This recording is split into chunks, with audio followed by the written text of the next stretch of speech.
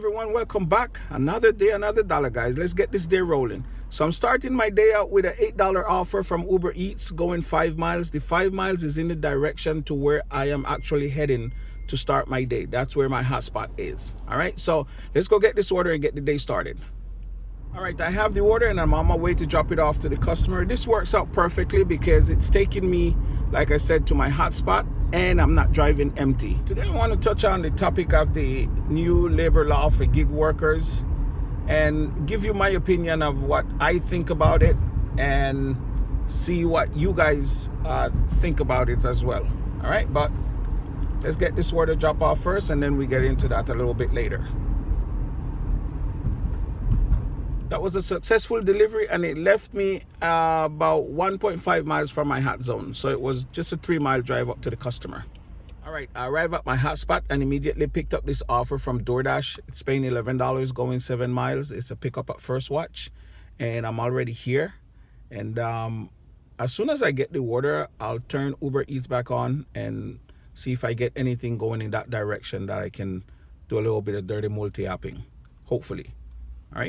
All right, I have the order and I'm on my way to drop it off to the customer. I don't have a good feeling about this order, but I'm already committed to it and I'm going to see it through. It seems like the order was sitting there for a while because it's a hot dish and it's extremely cold. I don't know if it has been declined many times. I have absolutely no idea. There's no receipt on the bag, so I can't tell when the order was actually placed. But this food is extremely cold. I'm just hoping we don't run into one of those customers who blame me as the driver for his food being cold and then give me a bad rating. So fingers crossed we don't run into that type of situation. And like I said, I'm going to see it through and get it dropped off. All right, the order has been successfully dropped off. The customer tipped $5. So I really don't understand why the order was sitting there for such a long time, and I can guarantee you that it was sitting there for a long time because for a hot dish it was extremely cold.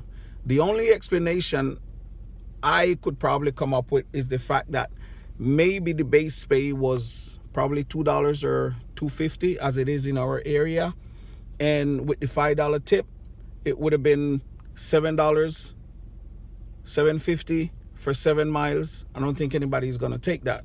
So maybe that's the reason why the order was sitting there. And then DoorDash upped the base pay to $6.25 when I got it. All right. Customer is happy that his meal finally arrived and I hope he enjoyed it. Hopefully, you know, it seems to be a pretty big company, so I'm sure they have a microwave in there where he can heat it up. All right. All right. My last drop off put me on the borderline with downtown Baltimore, so I switched zone and I picked up this Uber Eats going 2 miles for $9. So I'm on my way to pick it up. All right, I have the order and I'm on my way to drop it off. The order was at Doobie's. I used to love Doobie's restaurant. They used to have a very delicious pork belly sandwich, but I was checking the menu just now and I don't see it anymore. I don't know why they got rid of it.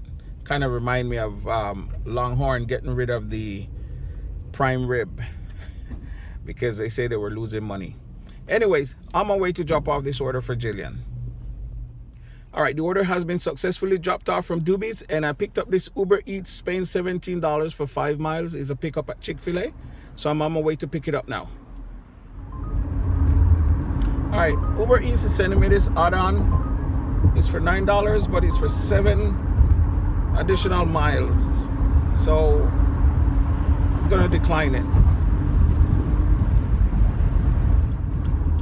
The other reason I turned down the add-on is because I would have had to get off the highway and make a U-turn, go back up on the highway, and then get off on 28th Street to pick up the order. And that didn't make any sense to me. So that's another reason why. Turn on East Pleasant.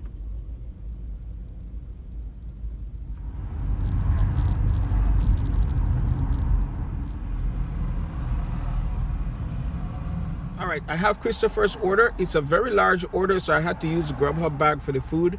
And I have my other bag here where I normally put my drinks, bucked up right here beside me so I don't have any crazy accidents. Anyway, I'm on my way to drop this off now. Drop off on the right. All right, drop off successful. Customer just love when I show up with their drinks in my thermos bag. For some reason, I guess not much people do anything like this, so they're always complimenting me for keeping their drink safe and cold. If it's cold or hot, I always put it in there because the main reason I do it is because I don't want to make an accident. Especially if it's a lot of drinks, like with Christopher order, we had about 5 drinks, so everything fit nicely into the bag, and I just buckle it up just to avoid any type of mishap. All right, this is Christopher views of the Inner Harbor. All right, I accepted this stock order from DoorDash. It's paying $15 for 8 miles. It's a pickup at Connie's Chicken and Waffles and the Underground Pizza. I'm taking it because things have died down a little bit where I am right now. And if I need to come back, I'm not going to be too far after I'm done picking up the 2 orders. I'm only going to be probably about 5 miles away, so I could always find my way back down here. All right, I'm on my way to get these. Let's go. All right, 1 down, 1 to go. Let's go. Okay, second order has been picked up, and I'm on my way to make the first drop off. Okay, 1 down. Let's go. All right, order successfully dropped off. Here's the payout. Candice, tip $0. I guess Candice didn't get the memo that we do take care of our food. We do put it in a warm bag so it can arrive nice and warm and safe. So I don't think she got the memo. Thank you, Jennifer, for your generous tip. Thank you for taking care of Candice's tip as well, because that's the reason why Candice's order got stuck with yours. So again, Jennifer, thank you very much. All right, guys, let's keep it rolling.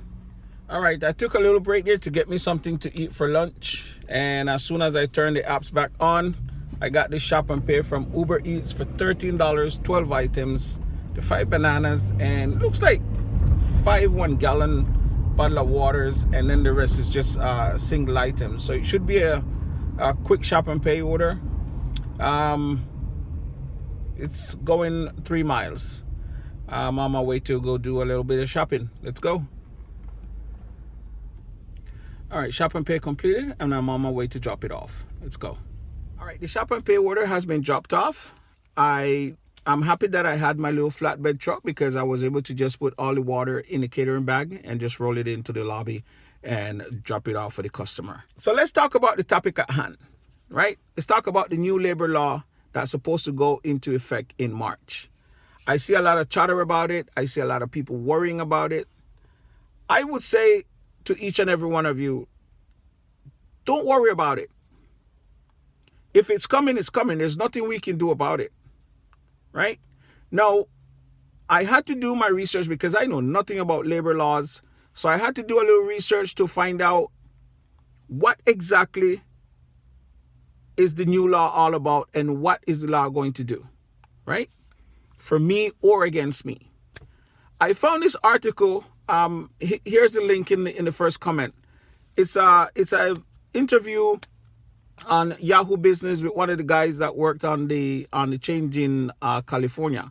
And what he was saying is that what the new law will do is change the rule on how you classify independent contractor / gig workers versus employees.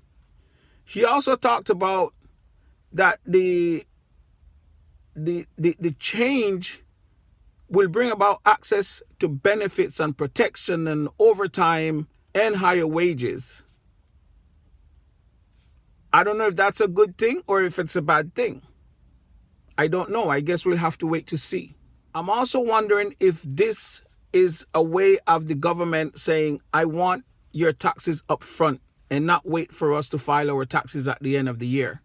I can't see Uber Eats, DoorDash, or any of the platforms converting all of the people working on the platforms to employee status. I just can't see it, but I could be wrong, right? I'm thinking more that it's a change coming where we may have to pay our taxes up front, where the government get their taxes before we get our pay from the platforms. Again, that's just my speculation. I just don't know. The guy went on to say that the new law does not eliminate gig workers.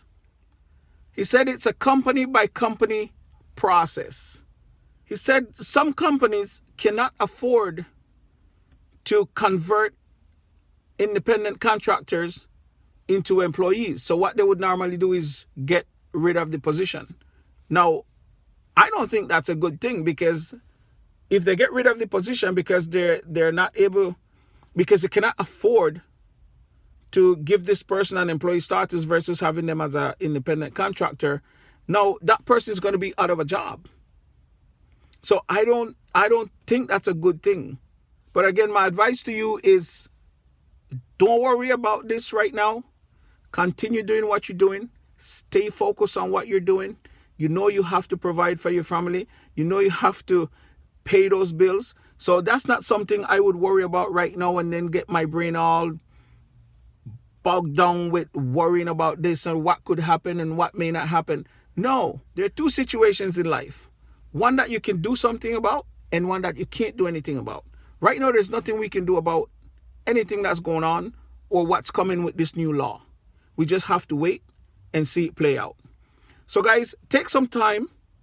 Click on the link here in the first comment. Go check out the interview. It's very interesting. Okay? And with that said, guys, if you're working today, please continue to give great customer service and be safe. And I'll see you in the next one. Another day, another dollar. Me mind upon me yard, yeah, the youth them all. So me working